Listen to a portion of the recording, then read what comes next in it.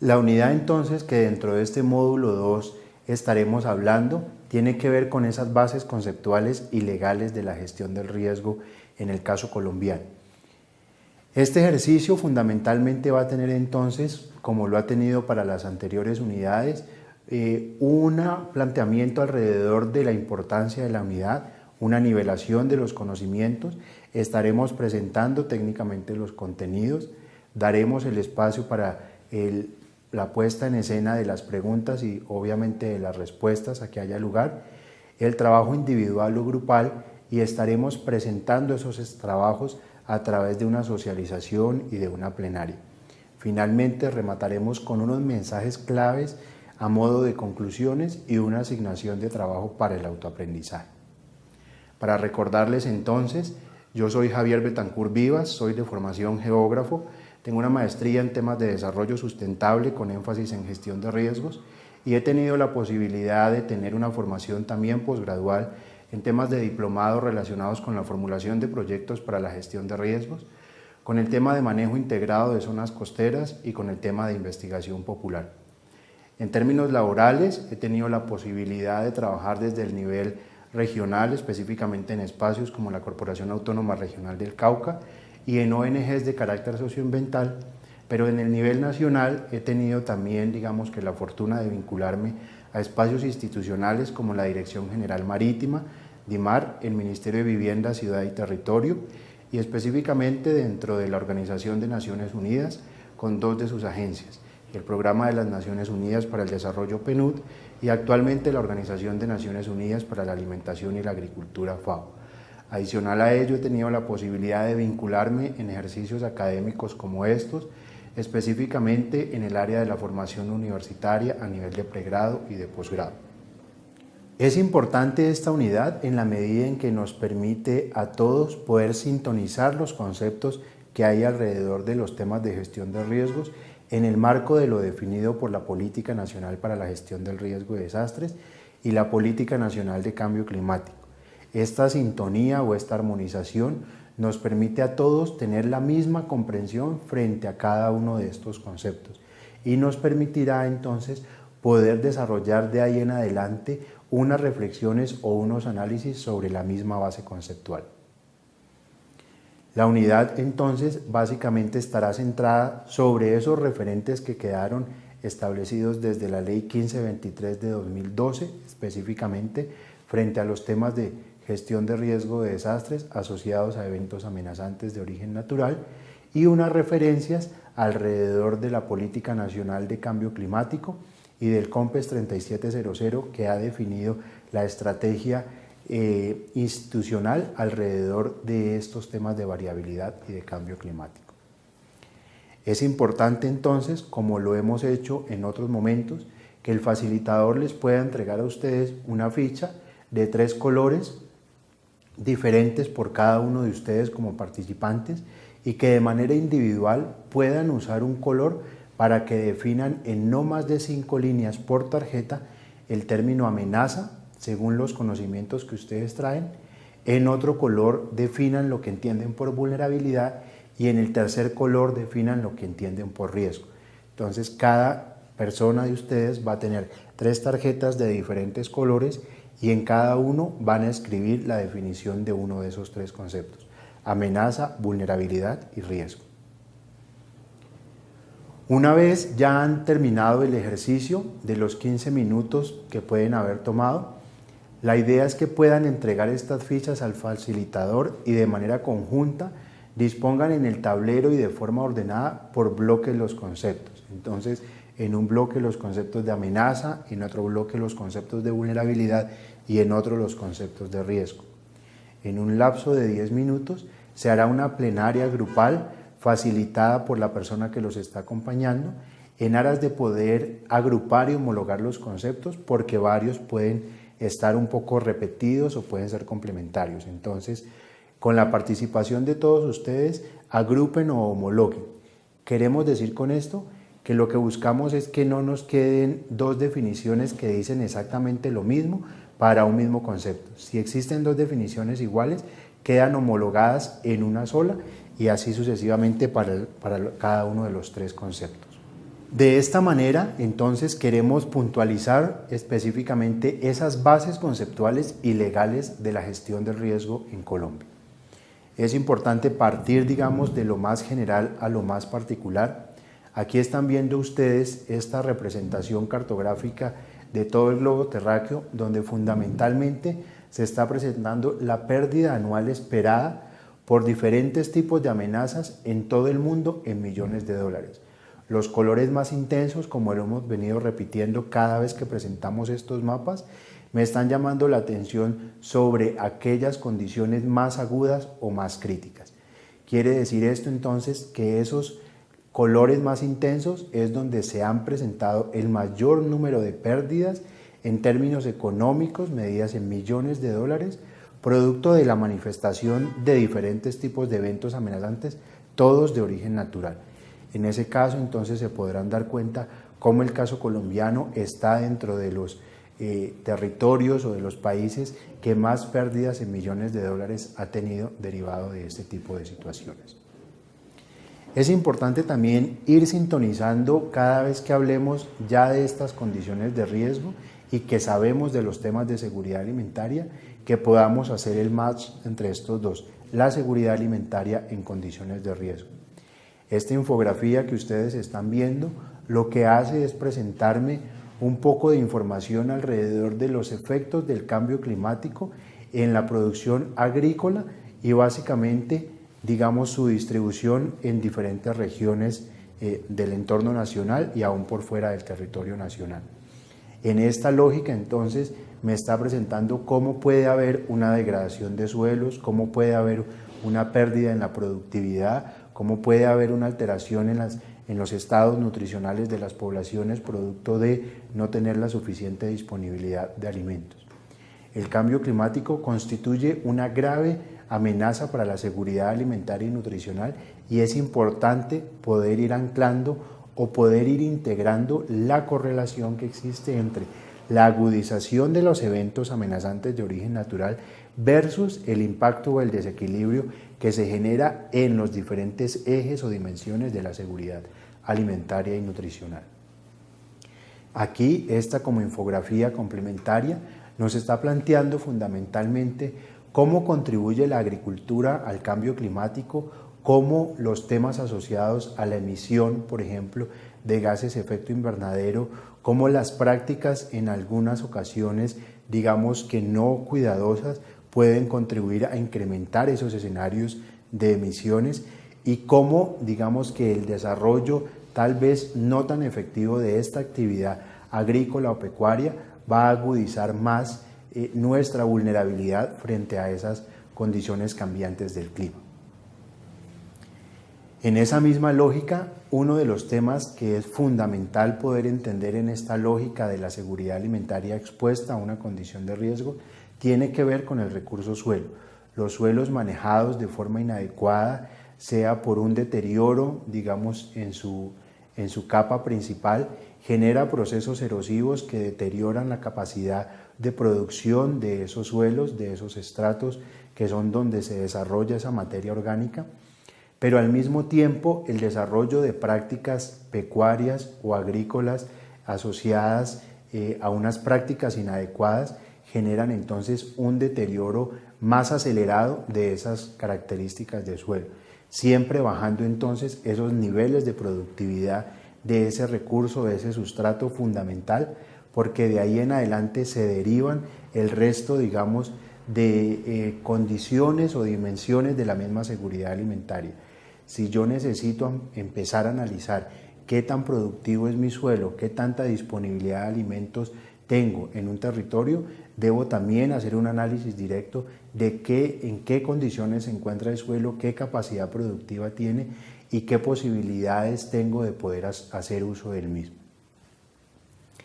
En el contexto colombiano, recuerden ustedes que hay una doble condición porque es la realidad del país. Por un lado, tengo unos eventos climáticos extremos, de otro lado tengo una violencia armada, una confrontación, y esto me genera distintos tipos de afectaciones. Tengo, en el caso de los eventos climáticos extremos, Comportamientos con eventos tipo deslizamientos de tierra, vendavales, lluvias intensas que me derivan inundaciones lentas o súbitas. Tengo actividad sísmica, tengo extremos en temperatura que me generan escenarios de sequía, tengo eventos tipo huracanes y erupciones volcánicas. Pero de otro lado, en los eventos de violencia armada, tengo fundamentalmente desplazamientos, amenazas, confrontación armada, municiones y artefactos sin explotar, diferentes tipos de eventos también detonantes que me generan, digamos, en combinación una situación o una condición de riesgo.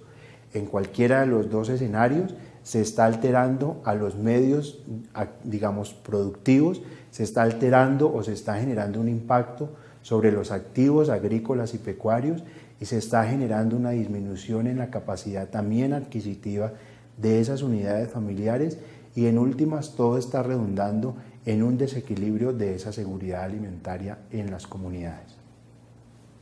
¿Alcanzan ustedes a apreciar en esta gráfica cuál ha sido un poco el comportamiento de esos grandes, digamos, eventos amenazantes de origen natural y cómo esos han tenido un impacto directo sobre las pérdidas y los daños a nivel país en diferentes dimensiones, pero de manera específica cómo esas pérdidas, digamos, en términos económicos, están afectando de manera directa esa seguridad o ese equilibrio en términos de los temas nutricionales y en términos de la alimentación?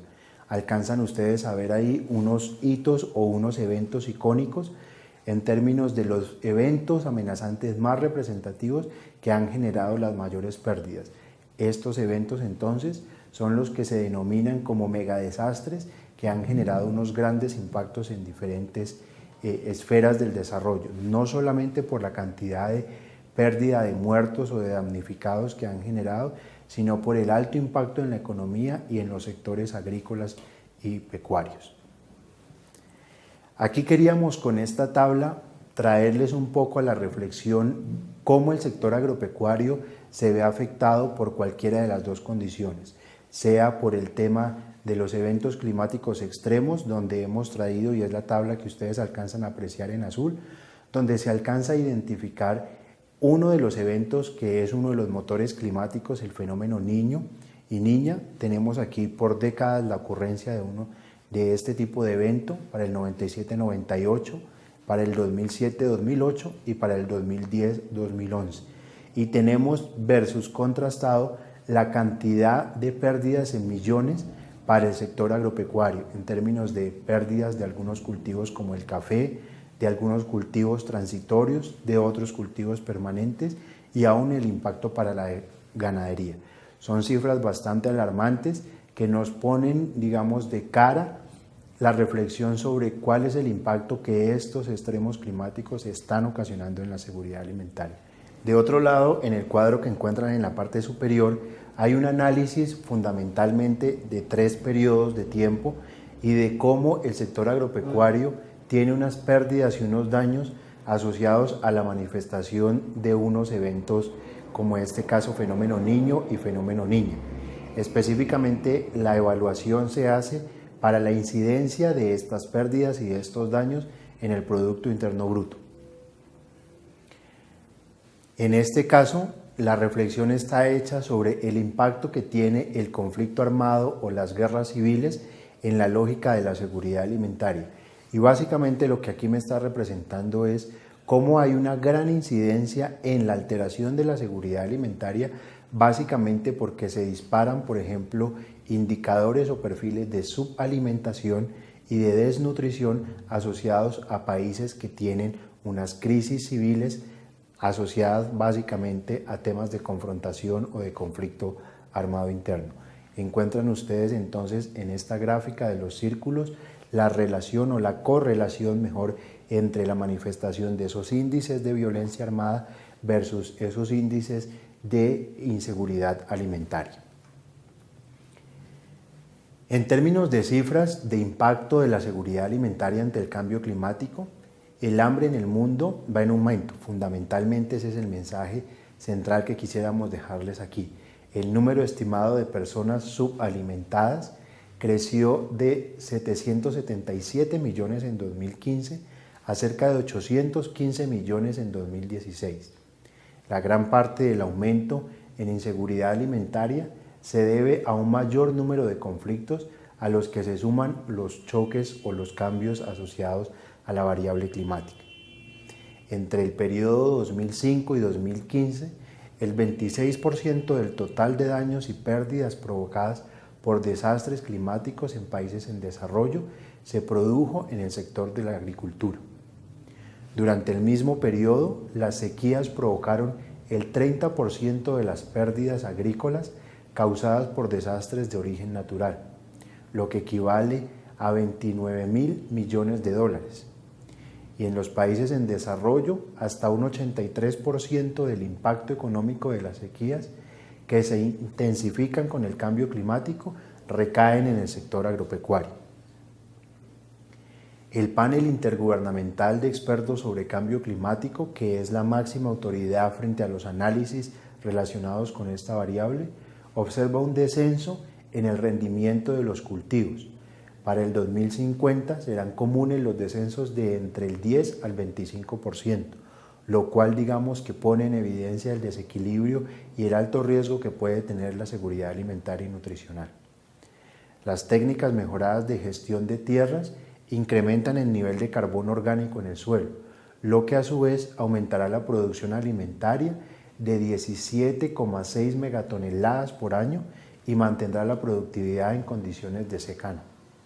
La degradación de los suelos ha provocado una liberación a la atmósfera de aproximadamente 78 gigatoneladas de carbono y la rehabilitación de tierras agrícolas y degradadas puede capturar hasta 51 gigatoneladas de carbono. Entonces hay un déficit, hay una diferencia importante en términos de estas cantidades que tienen la posibilidad de ser absorbidas.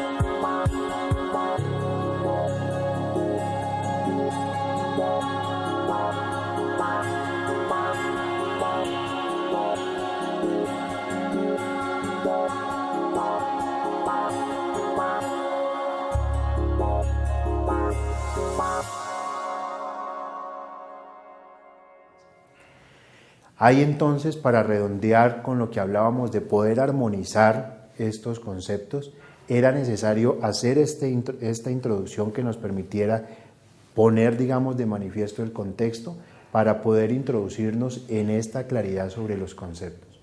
El primer concepto es el concepto de amenaza, que definido desde la Ley 1523 se entiende fundamentalmente y en resumen como aquel evento que tiene la posibilidad de generar un daño o que implica un peligro. Cualquiera de estas condiciones, digamos, de origen natural que me puede generar un peligro o un daño.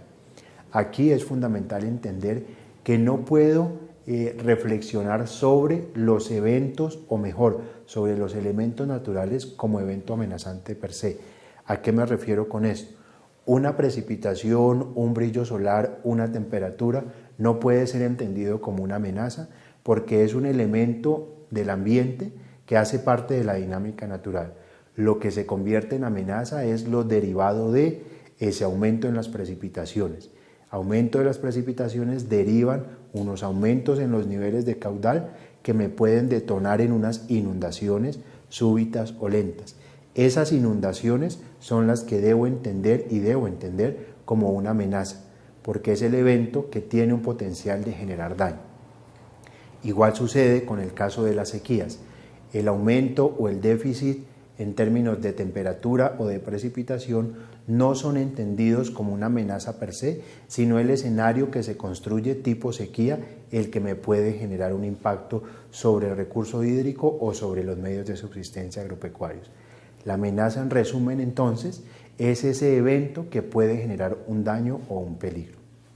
De otro lado, el segundo concepto que tenemos es el concepto de vulnerabilidad, que se refiere fundamentalmente a esa susceptibilidad, a la fragilidad o a la incapacidad que tengo para poder enfrentar o para resultar afectado por un evento amenazante de origen natural. En este caso, la amenaza y la vulnerabilidad son dos términos indisociables porque para yo comprender que un evento me puede generar un peligro o un daño, quiere decir que hay un sistema expuesto a ese peligro o a ese daño. Esta vulnerabilidad entonces siempre será entendida como una susceptibilidad, una debilidad o una fragilidad ante la amenaza. Y el tercer concepto es la combinación de estos dos. La amenaza y la vulnerabilidad se combinan y sale este concepto de riesgo que en síntesis es entendido siempre como una probabilidad de tener pérdidas y de tener daños. Quiere decir que es una probabilidad de que ocurrió o se materializó la amenaza, en este caso una inundación, y que al mismo tiempo esa amenaza impactó un cultivo, inundó unas áreas de ganado o generó que se perdiera la producción en una comunidad. Ese tipo de vulnerabilidad frente a ese tipo de amenaza se combinan como probabilidades en un concepto de riesgo, la probabilidad de tener pérdidas y daños. Una vez hemos precisado esa trilogía de conceptos que es la piedra angular en la gestión de riesgo de desastres, tenemos otros dos conceptos que entran en otra esfera de esa cadena de la gestión de riesgo. La amenaza, la vulnerabilidad y el riesgo es en una condición de probabilidad, una situación sobre la que no se ha concretado absolutamente nada en términos de daños, sino que tiene el potencial de generarse una pérdida o un daño. Cuando me refiero a estos dos siguientes conceptos, que son la emergencia y el desastre, ya estoy hablando de la concreción de esas probabilidades. Ya dejan de ser probables para ser escenarios o situaciones reales. Estos dos conceptos, emergencia y desastre, tienen una particularidad, tienen una variable, digamos, o una definición en común, y es que se refieren a condiciones anormales. Estas condiciones anormales también es importante entenderlas en el contexto de cada uno de los territorios, porque lo que para Chocó puede ser normal, pueda que para el eje cafetero sea anormal. Entonces, esa normalidad es relativa, pero se refiere básicamente a una condición atípica de cada territorio. Ese elemento es en común. Entonces, una emergencia y un desastre es una condición atípica que se sale de la cotidianidad de ese territorio. La diferencia ahora sí entre cada uno de los dos es que siendo la emergencia una situación atípica, sobre esa el municipio, sea en calidad de las instituciones o las organizaciones comunitarias o esos mismos grupos de base, tienen una capacidad de maniobra, de organización, de respuesta, de recuperación frente a ese escenario atípico o frente a esa situación anormal. Quiere decir que la comunidad tenía un mínimo de preparación, el municipio tenía puestos algunos recursos económicos, contaban con el personal técnico para poder enfrentar o maniobrar la situación y pudieron superar en el margen de su escala esa situación atípica o anormal.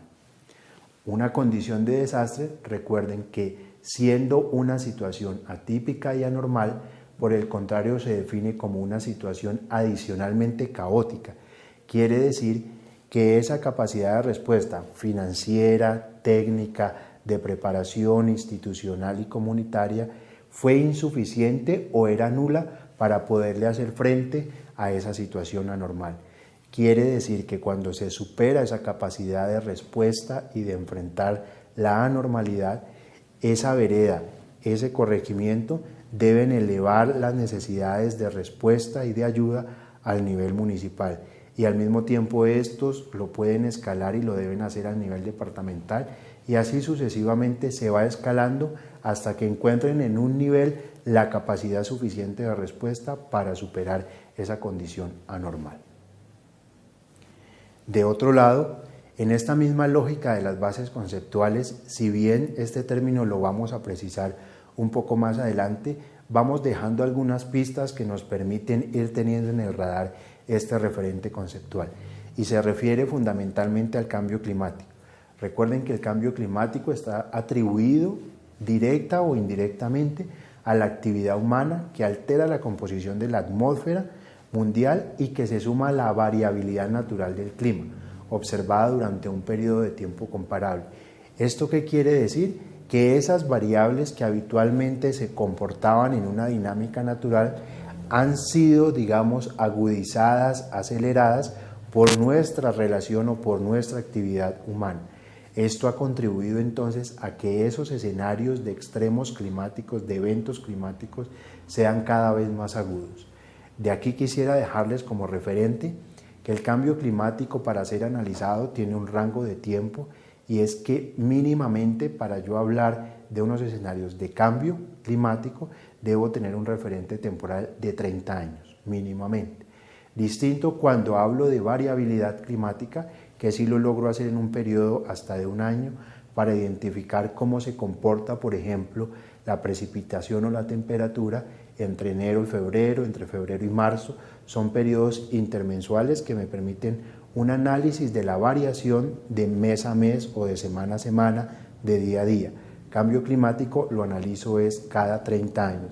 Cada 30 años puedo tener una comprensión más clara de cómo ha cambiado esa condición climática. Aparece dentro de este radar conceptual un concepto también fundamental y es el de adaptación al cambio climático. Y es porque cuando hablamos de este cambio climático existen dos estrategias para poderlo enfrentar. Una tiene que ver con las estrategias de mitigación al mismo y fundamentalmente la mitigación se refiere a poder tener un mecanismo de contingencia para poder controlar en alguna medida esas emisiones, gases efecto invernadero que están complicando un poco más las concentraciones sobre la atmósfera. Y la otra estrategia tiene que ver con los mecanismos de adaptación al cambio climático. Cómo desarrollo mi agricultura, mi medio de subsistencia, agrícola o pecuario, cómo desarrollo mi asentamiento humano o cómo desarrollo los diferentes sectores de cara a los cambios que ya se han venido presentando en términos del clima. Este es un concepto que se ha venido usando más recientemente en este referente de la gestión de riesgos que tiene que ver con la resiliencia. La resiliencia es entonces la capacidad de prevenir el desastre, las crisis y de poderlo enfrentar y de poder estar preparados para poder manejar esa situación anormal. La resiliencia entonces es una capacidad de prepararnos, de poder responder y de poder recuperarnos ante una situación anormal.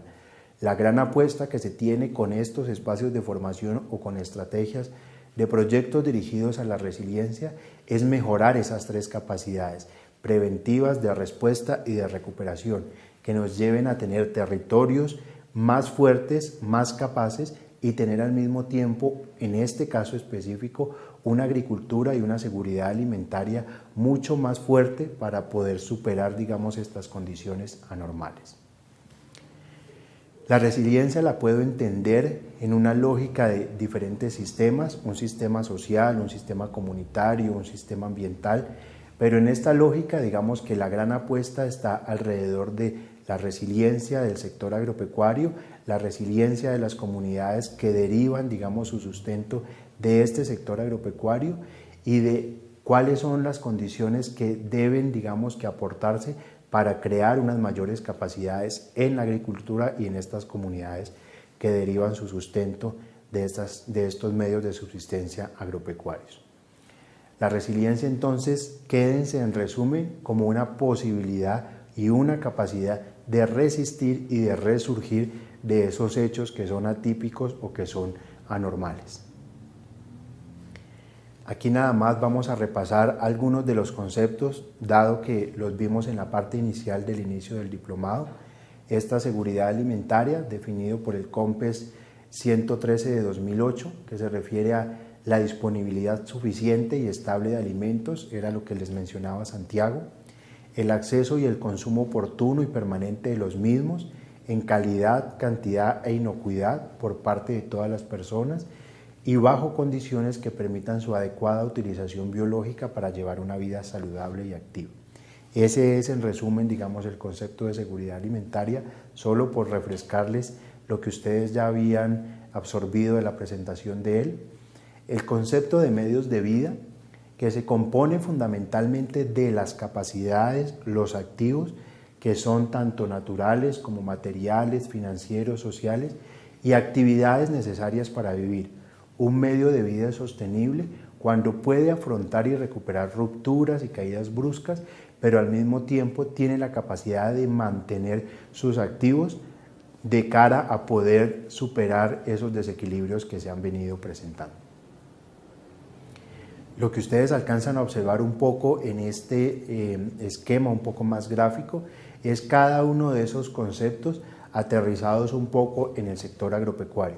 Este es producto de una de las experiencias que hemos tenido a nivel nacional en el caso de La Guajira, donde hemos enfrentado un caso específico de sequía prolongada y tenemos, digamos, como evento amenazante la sequía asociados a unos déficits de precipitación, a unos aumentos en los niveles de temperatura, combinados con unas condiciones de vulnerabilidad en las que entran desde unos altos índices de pobreza multidimensional, unos altos índices de déficit nutricionales y alrededor de eso unos bajos niveles de productividad en términos agrícolas y pecuarios. Cuando combino estas dos variables, sequía y estas condiciones de vulnerabilidad, tengo entonces unos medios de subsistencia con una altísima probabilidad de resultar afectados por esa manifestación de la amenaza. Quiere decir que tengo una alta probabilidad de pérdidas y daños en ese sector agropecuario.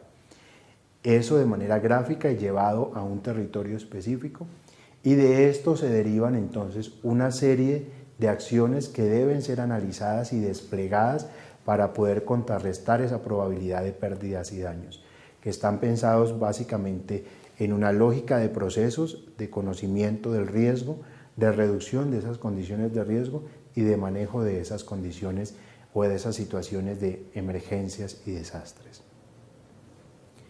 Este gráfico que ustedes están apreciando en el momento se refiere a los momentos de una situación de desastre. Básicamente lo que aquí tiene son dos grandes bloques, que son los dos cuadros principales que tienen ahí, que se refieren al antes de, o sea, todo el momento previo a esa condición de riesgo, versus lo que alcanzan a ver en esa gradación de rojos, amarillos, hasta gris un poco más claro, es una vez ha ocurrido esa situación atípica o anormal, que precisamente lo que divide esos dos bloques es esa, digamos que esa estrella un poco detonada alrededor de la ocurrencia de ese evento atípico o anormal. Están esos dos grandes momentos. En ese primer momento de la probabilidad de riesgo, entonces, podemos desplegar un sinnúmero de acciones que nos permitan conocer la condición de riesgo y nos permitan desarrollar medidas de reducción de esas condiciones de riesgo para disminuir su potencial probabilidad de pérdida y de daño. Sin embargo, en la medida en que la naturaleza puede llevar a que ocurra esa condición, a que se detone el evento, sepan que hay otros 3 grandes momentos.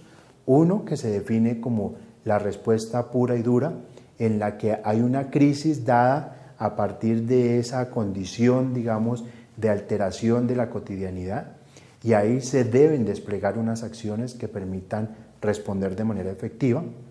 Luego hay un segundo gran momento que es donde empieza la rehabilitación después de que se ha superado la coyuntura de la emergencia, y empezamos a transitar hacia ese gran momento que se denomina la transición.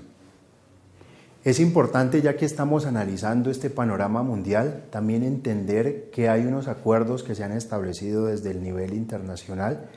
El que tenemos, digamos, presente es el relacionado con el marco de Sendai, que es una hoja de ruta definida desde 2015 a 2030 en términos de gestión de riesgo de desastres.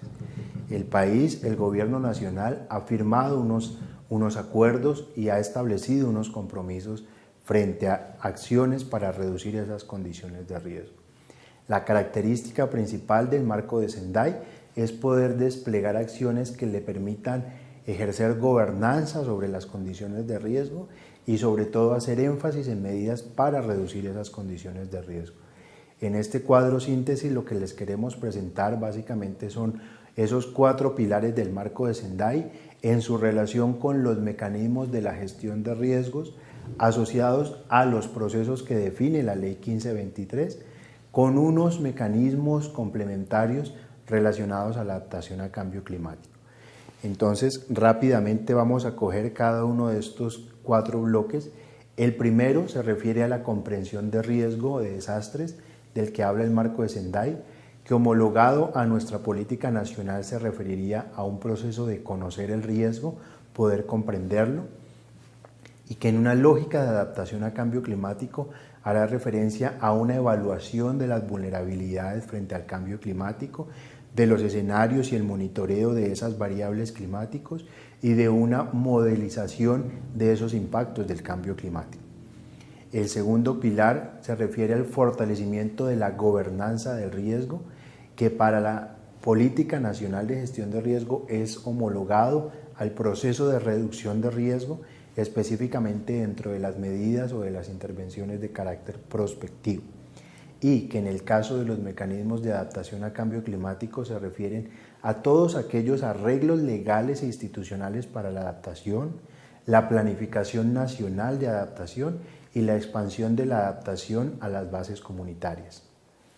Un tercer gran ítem tiene que ver fundamentalmente con la intervención en esa reducción del riesgo, que también obedece al proceso de reducción de riesgo, fundamentalmente frente a las medidas de carácter correctivo, y en el caso de la adaptación al cambio climático se refiere a la planificación en el uso de la tierra y del suelo, pero al mismo tiempo a la promoción de tecnologías adaptadas al cambio climático, donde entra, por ejemplo, las estrategias de agricultura climáticamente inteligente. Y en el cuarto y último ítem está fundamentalmente lo relacionado con la mejora en la preparación para ese tipo de respuestas ante la emergencia. Esto en el homólogo de la política nacional se refiere al proceso de manejo de los desastres y de las emergencias, y en términos de adaptación se refiere a la integración de la adaptación a cambio climático en los programas de recuperación y de rehabilitación. Una vez ya tenido entonces y abordado este panorama, es importante también tener presentes unas bases legales que definen ese marco conceptual que acabamos de ver. Estas bases legales se refieren, por un lado, a que existe una plataforma nacional que se conceptúa como el Sistema Nacional de Gestión de Riesgo de Desastres. Está establecido por la Ley 1523 de 2012, que lo legitima y le da no solamente una definición, unos principios, sino una estructura, una organización y un órgano coordinador que le permite, digamos, que sus actuaciones sean mucho más efectivas. Y lo dota, digamos, de una serie de herramientas como los sistemas de información, como los mecanismos financieros o los instrumentos de planificación o otros más, digamos, de de la respuesta a la emergencia como la declaratoria de desastres, que nos permiten, digamos, que tener todo el funcionamiento de ese sistema nacional. Una amenaza es todo aquello que pone en peligro nuestra vida, los bienes, la infraestructura, el medio ambiente o todo lo necesario para que un ciudadano o ciudadana tenga una óptima calidad de vida. Ejemplos de amenaza son situaciones generadas por fenómenos hidrometeorológicos como la lluvia, situaciones asociadas a tornados o huracanes, el fenómeno de la Niña, los sismos o terremotos, las amenazas socionaturales como deslizamientos, las amenazas antrópicas o generadas por la actividad humana, y todo aquello que en algún momento podría afectar nuestra vida y nuestros recursos. La vulnerabilidad es qué tan preparados estamos para asumir cualquier tipo de amenaza. Pueden ser vulnerables los seres vivos, la infraestructura y el medio ambiente. La vulnerabilidad involucra la exposición a la zona en donde la amenaza puede afectarnos, la susceptibilidad asociada al daño y la capacidad de prepararnos y adaptarnos después de un evento adverso. El riesgo es el daño o las pérdidas esperadas que pueden suceder en una persona, una población o un país por causa de un evento amenazante que pueda afectar a los seres humanos, a los bienes y servicios, a la infraestructura o al medio ambiente. Las medidas orientadas al conocimiento del riesgo, la reducción de los daños que puedan ocasionarse y la preparación para la respuesta a emergencias integran la gestión del riesgo de desastres. Ese sistema nacional también tiene, digamos, que una correlación directa con este mismo marco de Sendai que les hablábamos. Este marco de Sendai tiene, digamos que en resumen, 4 niveles de intervención, desde el nivel mundial, el nivel regional, el nivel municipal y los niveles locales. Tienen un objetivo que fundamentalmente es la reducción del riesgo, tienen unas prioridades de acción que fundamentalmente son las que repasábamos alrededor de estos ejercicios desde gobernanza hasta el manejo de la emergencia. Tienen un resultado global, este marco de Sendai, que es reducir pérdidas y daños, y tienen, digamos que, unas metas globales en términos de reducción en esas pérdidas medidas en personas, pero también en activos, en este caso en activos productivos. Cuando repasamos entonces de manera legal ese marco de Sendai, encontramos que hay unas prioridades de acción que son las que repasamos hace un par de diapositivas. La comprensión del riesgo, el fortalecimiento de la gobernanza, la intervención en reducción de riesgo y el aumento en la preparación. Frente a este escenario, entonces, lo que encontramos de manera complementaria, donde varios de los planteamientos del marco de Sendai empiezan a transversalizarse en las institucionalidades o en los instrumentos del nivel nacional. Para el caso colombiano tenemos el Plan Nacional de Desarrollo, digamos que caduca en este año, donde tenemos abiertas esas ventanas específicamente desde estrategias como movilidad social, como crecimiento verde, donde se desarrollan estas líneas de gestión de riesgo y de adaptación al cambio climático. Tenemos el Plan Nacional de Seguridad Alimentaria y Nutricional, que tiene por vigencia hasta el año 2019, donde también se dejan especificados los impactos y las acciones que deberían desarrollarse en una lógica de gestión de riesgos. Y tenemos el instrumento bandera en términos de planeación, que es el orientador como Plan Nacional de Gestión de Riesgo de Desastres, que también tiene una vigencia de estos 15 años. ¿Qué es el marco de Sendai? El marco de Sendai para la reducción del riesgo de desastres se adoptó el 18 de marzo del año 2015 en la tercera Conferencia Mundial de las Naciones Unidas sobre la reducción del riesgo de desastres, celebrada en Sendai, Japón, donde se reafirmó la crítica y urgente necesidad de reducir el riesgo de desastres para proteger más eficazmente a la población y así fortalecer la resiliencia. El marco de Sendai se convierte en el principal instrumento internacional para el tratamiento de la gestión del riesgo de desastres a escala mundial y para que en los próximos años todos podamos hacer de este mundo un lugar más seguro. El marco de Sendai identifica 7 metas mundiales y 4 prioridades a alcanzar para el año 2030. Los estados deben adoptar medidas específicas en todos los sectores, en los planos local, nacional, regional y mundial, con respecto a las siguientes 4 prioridades de acción. Prioridad 1. Comprender el riesgo de desastres. Se trata de asegurar políticas y prácticas de gestión del riesgo de desastres, basado en un claro entendimiento de las vulnerabilidades y el grado de exposición a todos los peligros, y así prevenir la aparición de nuevos riesgos y reducir los existentes.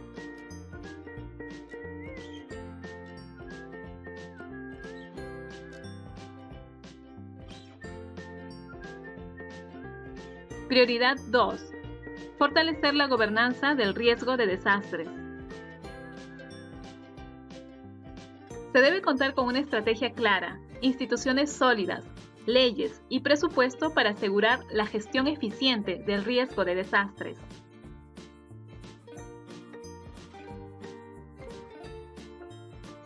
Prioridad 3.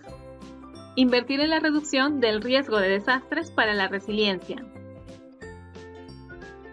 Incluye inversión pública y privada en medidas que permitan prevenir y reducir las pérdidas por desastres.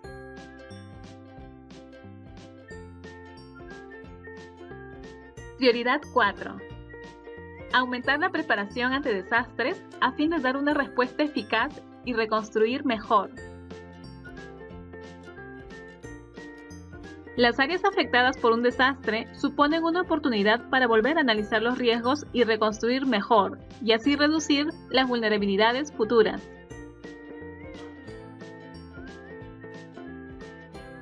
Con el fin de apoyar la evaluación de los avances mundiales en el logro del resultado para el año 2030, se han acordado 7 metas mundiales. 1. Reducir considerablemente la mortalidad mundial causada por los desastres para el año 2030.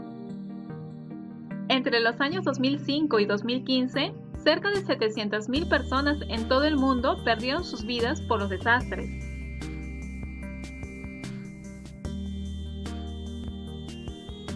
2. Reducir considerablemente el número de personas afectadas a nivel mundial para el año 2030.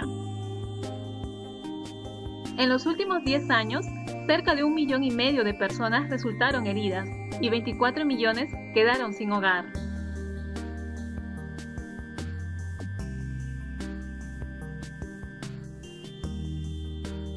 3. Reducir las pérdidas económicas en relación con el PBI mundial. $1 invertido en la prevención nos ahorra $7 en la reconstrucción. 4. Reducir los daños en la infraestructura y la interrupción de los servicios básicos. Se debe contar con una infraestructura resiliente y hacer los barrios seguros. 5. Incrementar el número de países que cuentan con estrategias de reducción del riesgo de desastres a escala nacional y local. 6.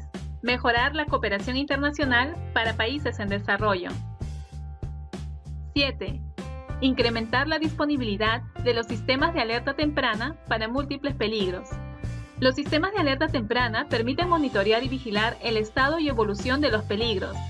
Millones de personas salvan sus vidas y medios de subsistencia gracias a la implementación de estos sistemas.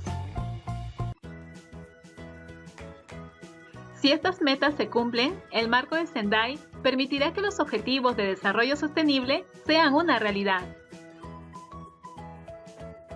El resultado esperado del marco del Sendai es la reducción sustancial del riesgo de desastres y de las pérdidas ocasionadas por los desastres, tanto en vidas, medios de subsistencia y salud, como en bienes físicos, sociales, culturales y ambientales, de las personas, empresas, comunidades y países.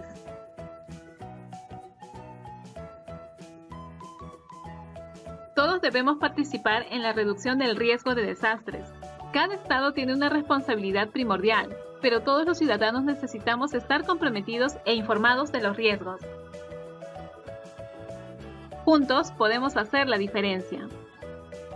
Adicionalmente, pero ya en términos de cambio climático, tenemos este COMPES 3700 de 2007, que dejó definidas las líneas gruesas de la Política Nacional de Seguridad Alimentaria y Nutricional, tenemos la Ley 1523 de 2012 que nos habla de esta Política Nacional de Gestión de Riesgos, la Ley 1753 de 2015 que expide el Plan Nacional de Desarrollo y específicamente hace referencia a estas dos estrategias que les mencionábamos de movilidad social y de crecimiento verde, el Decreto 308 de 2016 que fue el que adoptó el Plan Nacional de Gestión de Riesgo de Desastres, y todos esos referentes son fundamentales que ustedes los tengan en el radar porque, como les decíamos, los referentes conceptuales, los sistemas de información obedecen a esos acuerdos que ya se han establecido desde el Gobierno Nacional.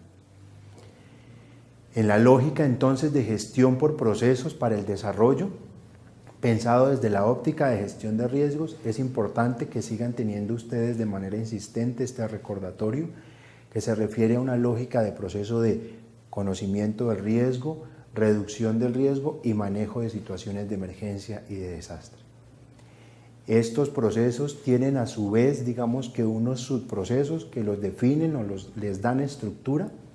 En el proceso de conocimiento de riesgo, dos fundamentales. Uno primero que tiene que ver con la identificación, el análisis y el monitoreo de esas condiciones de riesgo que nos permiten documentar cómo se están comportando los eventos amenazantes. Y uno segundo, grande, que tiene que ver con un subproceso de comunicación del riesgo. El segundo proceso tiene que ver con la reducción del riesgo, donde básicamente hay tres grandes subprocesos. Uno, relacionado con la intervención correctiva, que se refiere a atacar condiciones de riesgo hoy presentes, actuales, ya evidentes, sobre los que hay que desarrollar, por ejemplo, intervenciones duras y blandas con obras según las necesidades. Tenemos una intervención prospectiva que es pensada para riesgos futuros de mediano o de largo plazo, y esta intervención prospectiva abordada fundamentalmente sobre instrumentos de planificación. Y tenemos la protección financiera, que es la estrategia que me permite hacer transferencia del riesgo a través de una cultura del aseguramiento. Finalmente tenemos el proceso de manejo de desastres, que tiene básicamente tres grandes subprocesos o escenarios. Uno que tiene que ver con la preparación para responder, el segundo que tiene que ver con la respuesta pura y dura, y la tercera que tiene que ver con los ejercicios de recuperación y de tránsito hacia una estabilización de las condiciones. Estos son los mecanismos a través de los cuales el país se ha pensado la estrategia más efectiva para poder abordar la gestión del riesgo como una estrategia de desarrollo. Aquí nada más para traer algunos ejemplos de intervenciones. Esta, en la lógica de intervención prospectiva, es entendida como un proceso que permite garantizar que no surjan nuevas condiciones de riesgo, impidiendo que los elementos expuestos sean vulnerables. Se realiza fundamentalmente a través de diferentes mecanismos de planificación: planes de ordenamiento de cuencas, planes de ordenamiento territorial, planes municipales de gestión de riesgo, riesgo en planes de ordenamiento territorial y en planes de desarrollo. Entonces son instrumentos de planificación. La que ustedes encuentran aquí en esta parte gráfica es una guía metodológica para el inventario de asentamientos en zonas de alto riesgo, como una de las herramientas que permite, digamos, trabajar en estas intervenciones prospectivas. La intervención correctiva, que hace parte del proceso de reducción de riesgo, se refiere a un proceso cuyo objetivo es reducir los niveles de riesgo hoy existentes, disminuir o reducir las condiciones de amenaza y las de vulnerabilidad. Si ya tengo de cara una situación inminente de amenaza ante unas condiciones de vulnerabilidad, debo desarrollar una obra dura o blanda que me permita atacar o contrarrestar esa condición de riesgo. La construcción de un jarillón, de un muro de contención, de alguna de esas obras son las que me permiten ya hoy actuar de manera directa para disminuir ese nivel de riesgo. Si yo pienso un poco en los referentes normativos de otros sectores relacionados con el sector agropecuario, digamos que encuentro estos referentes jurídicos. El decreto 1071 de 2015 es el decreto único reglamentario del sector administrativo, agropecuario, pesquero y desarrollo rural, donde se compilan, digamos, todas las normativas relacionadas con el sector agropecuario. Está la resolución 7 de 2016 que aprueba el Plan Anual de Gestión de Riesgos Agropecuarios para el ejercicio, en este caso de 2016, Como ejemplo, lo que permitía era poder identificar las mayores, digamos, afectaciones o alteraciones en unos sistemas productivos y derivar de ahí unas actuaciones o unas prioridades.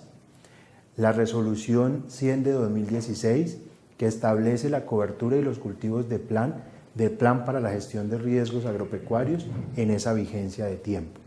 Los colombianos en desarrollo de la Política Nacional de Gestión del Riesgo tenemos un plan, el Plan Nacional para la Gestión del Riesgo de Desastres, y por primera vez junto a todas las entidades del Estado estamos trabajando para afrontar el riesgo, gracias a la participación de 320 representantes de entidades públicas del orden nacional, departamental y municipal, junto al compromiso del sector privado y comunitario. Con este plan promovemos la gestión del riesgo y el desarrollo territorial hasta el 2025.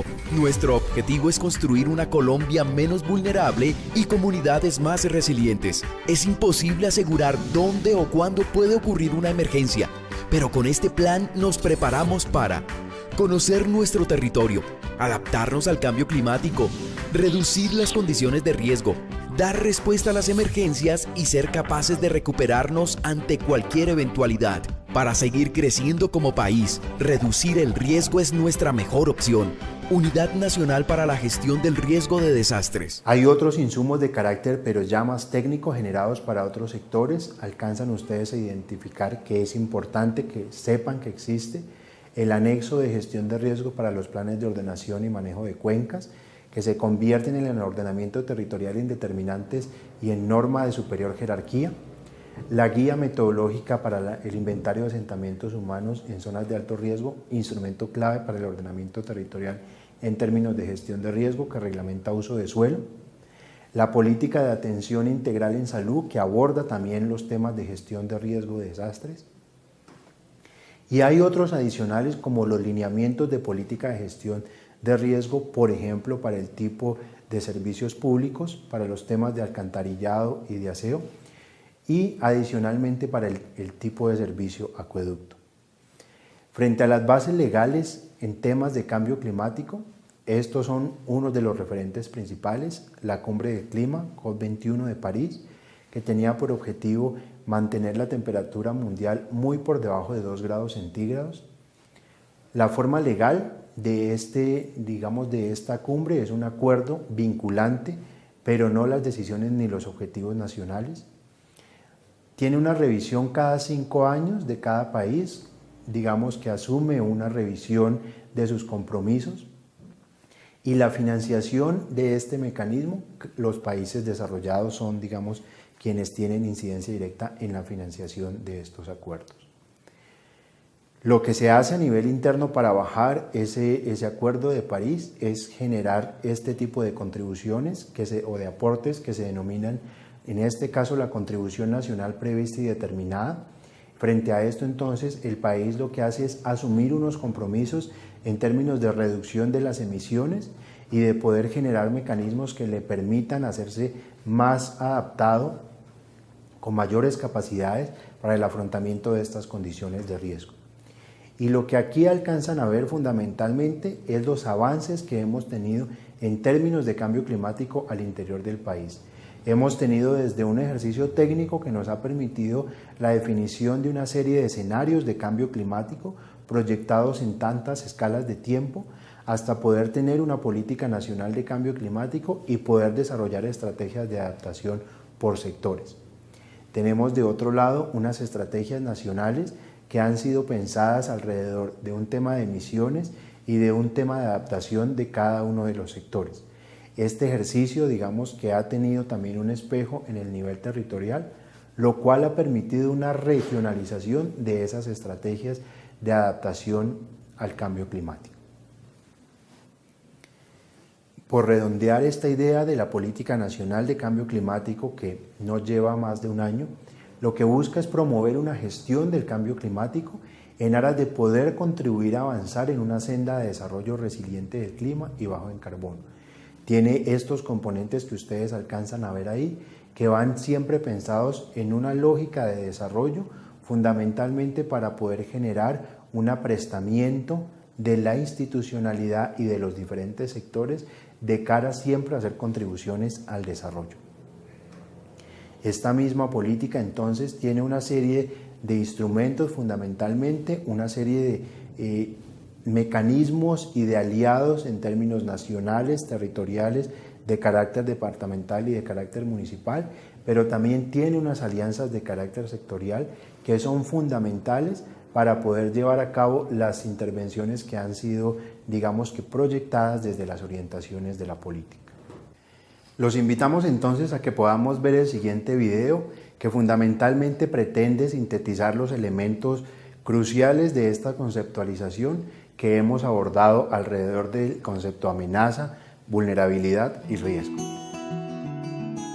Una amenaza es todo aquello que pone en peligro nuestra vida, los bienes, la infraestructura, el medio ambiente o todo lo necesario para que un ciudadano o ciudadana tenga una óptima calidad de vida.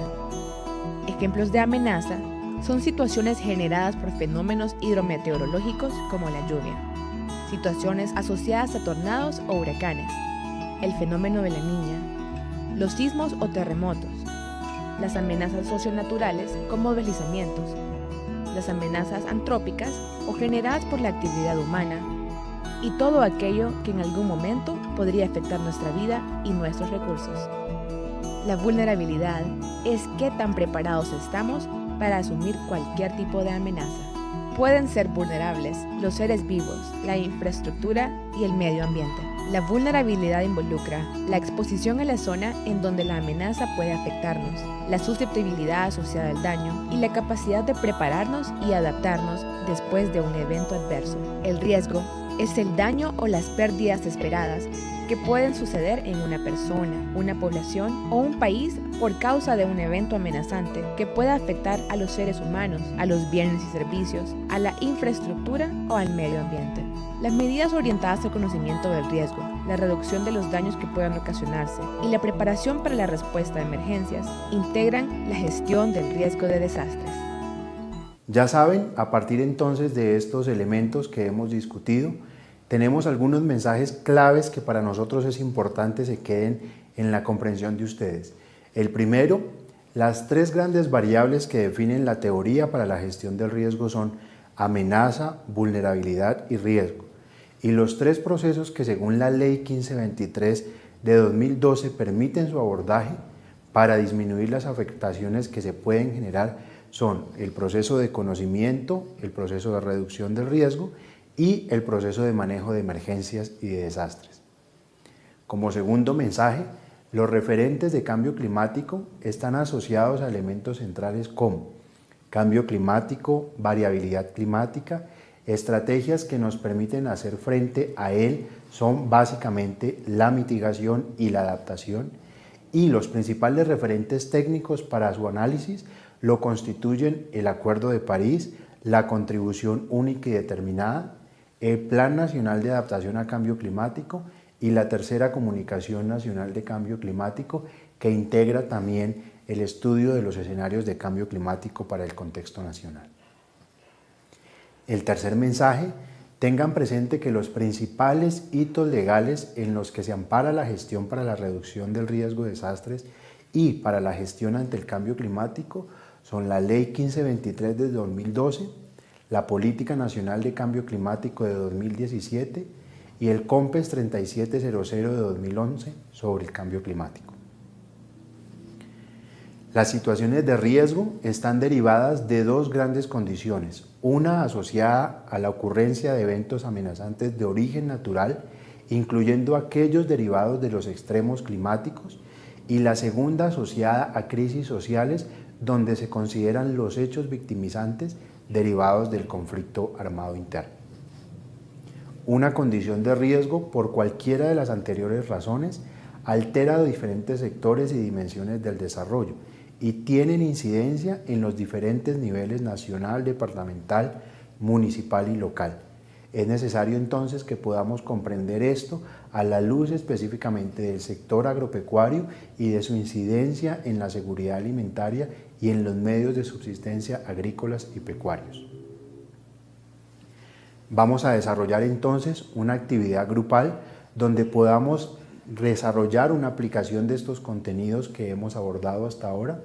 La idea es que de manera individual o grupal, según lo determine el facilitador que los acompaña, puedan entonces, si deciden hacerlo de manera grupal, conformar estos grupos en este mínimo de 3 personas, en este máximo de 6, que pueda el facilitador entregarles a ustedes como grupos conformados un estudio de caso en el que se narran las condiciones de un municipio, que lean entre ustedes como grupo el estudio de caso y que identifiquen de manera conjunta todos los conceptos que en ese estudio de caso se encuentran.